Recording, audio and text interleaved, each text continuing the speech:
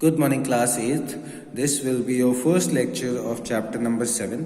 बेटा ये चैप्टर 7 का आपका फर्स्ट लेक्चर है जिसमें हम conservation of plants and animals के बारे में पढ़ने जा रहे हैं. ठीक है, मतलब हमें कंजर्वेशन क्यों करना चाहिए प्लांट्स एंड एनिमल्स का, वो हम पढ़ेंगे कि मतलब प्लांट्स एंड एनिमल्स हमारे लिए किस तरीके से इंपॉर्टेंस रखते हैं और अगर वो नहीं रहेंगे तो हमें क्या क्या प्रॉब्लम फेस करनी पड़ेगी, है ना. मतलब प्लांट्स एंड एनिमल्स बहुत ज़्यादा हेल्दी हैं हमारे लिए. अगर प्लांट्स एंड एनिमल्स नहीं होंगे तो हम खाएंगे क्या, हमारी बायोडाइवर्सिटी सर्वाइव कैसे करेगी, बहुत सारी प्रॉब्लम्स होंगी. तो उसके बारे में हम इस लेक्चर में पढ़ेंगे, मतलब इस चैप्टर में पढ़ेंगे. ठीक है, तो a wide variety of plants and animals live on the earth. ठीक है, हमारे इस अर्थ पे बहुत सारे टाइप के प्लांट्स एंड एनिमल्स रहते हैं. You can find microscopic organisms like amoeba to a several feet long blue whale. तो आप एक छोटा सा सिंगल सेल अमीबा से लेके एक बहुत बड़ी ब्लू व्हेल तक देख सकते हो अर्थ के ऊपर, है ना. ब्लू व्हेल आपने देखी होगी, ब्लू व्हेल बहुत बड़ी होती है, मतलब फीट एज इन कम से कम नहीं तो 20 से 30 फीट के अराउंड होती है ना. एंड इनफैक्ट ज़्यादा भी होती है, कुछ 100 फीट की होती है ना. तो इस तरीके से है. Similarly you can find tiny plants like algae to several feet tall redwood tree. ठीक है, तो आप टाइनी प्लांट्स भी देख सकते हो, मतलब आपके जो माइक्रोस्कोपिक प्लांट हैं जैसे कि एल्गेई हो गया, एल्गेई से लेके कि आप जो आपका रेडवुड ट्री होता है वो भी देख सकते हो. रेडवुड ट्री बहुत बड़ा होता है. तो हमारे यहाँ बहुत वाइड वैरायटी है, मतलब एक छोटे से प्लांट से लेके एक बहुत बड़ा प्लांट है, ऐसे एक छोटे से एनिमल से लेके एज इन छोटा सा आपका वो एनिमल बोल लो उसको, या फिर आप उसको वो भी बोल सकते हो माइक्रो ऑर्गेनिज्म. तो एक छोटे से माइक्रो ऑर्गेनिज्म से लेके एक बहुत बड़ी ब्लू व्हेल तक हमारे यहाँ पे मिलती है ना. तो ये चीज़ फ़ायदा है हमारे अर्थ पे कि अलग अलग टाइप का बहुत सारा वैरायटी अर्थ पे मिल जाता है. ठीक है, all different kind of plants on the earth constitute its flora.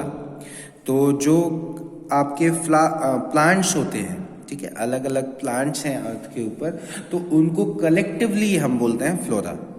ठीक है, जो मतलब जितनी भी कैटेगरीज हैं हमारी प्लांट्स की, उन सबको हम कलेक्टिवली, मतलब उन सब के लिए एक टर्म यूज करते हैं हम फ्लोरा. ठीक है, and all its different kind of animals are collectively called its fauna. Fauna क्या होता है कि हमारे अर्थ पे जितने भी डिफरेंट काइंड्स के एनिमल्स हैं, ठीक है, मतलब जो एनिमल्स हैं उनको हम कैटेगरी प्रोवाइड करते हैं फौना. ठीक है, फ्लोरा क्या है, प्लांट्स की ग्रुप, और फौना क्या है, एनिमल्स का ग्रुप. ठीक है, all kinds of flora and fauna have certain importance in the betterment of environment and wellbeings of all organism. तो हर एक टाइप के फ्लोरा एंड फौना की बहुत ज़्यादा ज़रूरत है इस अर्थ के ऊपर.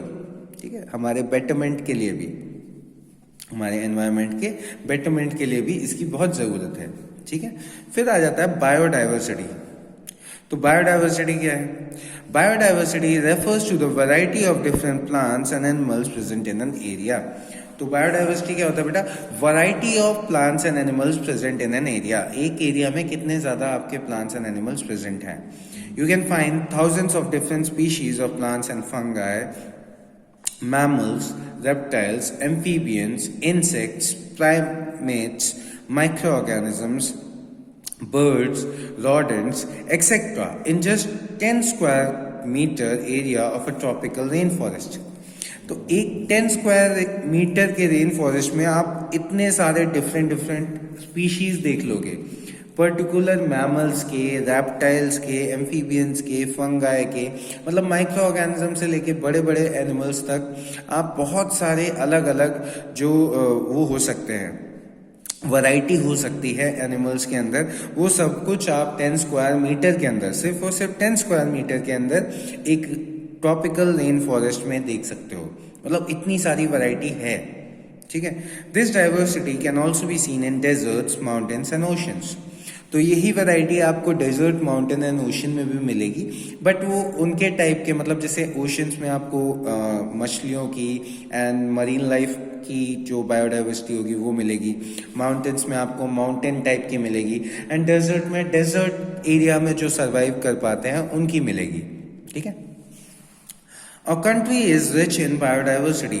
हमारी जो कंट्री है वो बहुत ज़्यादा रिच है बायोडाइवर्सिटी में. ठीक है, मतलब उसमें बहुत सारा डाइवर्स टाइप का फ्लोरा एंड फौना मिल जाएगा। ठीक है, it's flora consist of about 15,000 species of plant. तो सोचो, फ्लोरा में 15,000 स्पीशीज हैं हमारे इस अर्थ के ऊपर, तो सोच लीजिए। ठीक है, and it's fauna also has almost 400 varieties of mammals, 400 varieties of mammals, around 1250 species of birds, and more than 30,000 species of insects. Wow, सोचो इतना सारा हमारा फौना में है। ठीक है, besides there are number of species of fishes, amphibians and reptiles. तो बहुत सारे स्पीशीज हैं हमारे यहाँ पे। बायोडाइवर्सिटी बहुत ही ह्यूज है हमारे इस इंडिया की, अकेले इंडिया की। This diversity is a natural treasure. ये जो डाइवर्सिटी हमें मिल रही है ये नेचुरल ट्रेजर है। जैसे ट्रेजर होता है ना सोना गोल्ड, तो इस तरीके से नेचुरल ट्रेजर क्या है हमारी biodiversity, which represents life on the earth. तो ये क्या रिप्रेजेंट करती है, अर्थ के ऊपर life. Biodiversity can not be replicated artificially. Biodiversity को हम रिप्लिकेट नहीं कर सकते, मतलब दोबारा से नहीं बना सकते। ठीक है, एक बार खत्म होगी तो खत्म हो गई। ठीक है, हम इसको आर्टिफिशियली दोबारा नहीं बना सकते।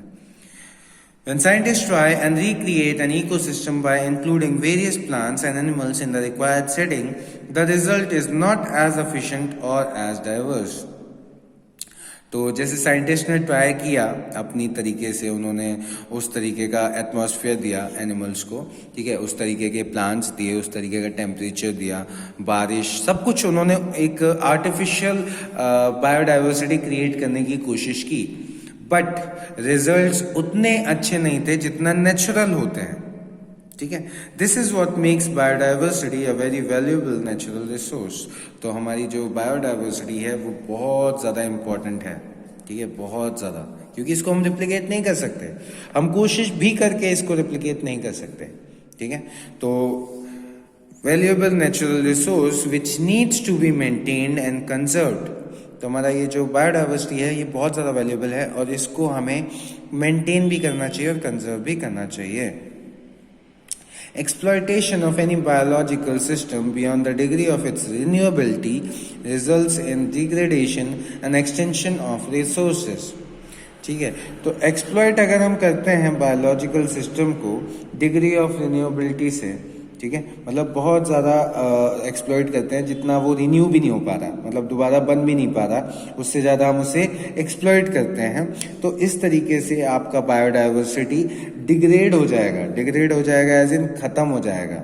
ठीक है, उसकी वैल्यू खत्म हो जाएगी। एंड एक्सटेंशन ऑफ रिसोर्सेज, ठीक है, फिर वो एक्सटिंक्ट हो जाएंगे, मतलब दोबारा कभी मिलेंगे ही नहीं। ठीक है, effort should be made to ensure the conservation of biodiversity.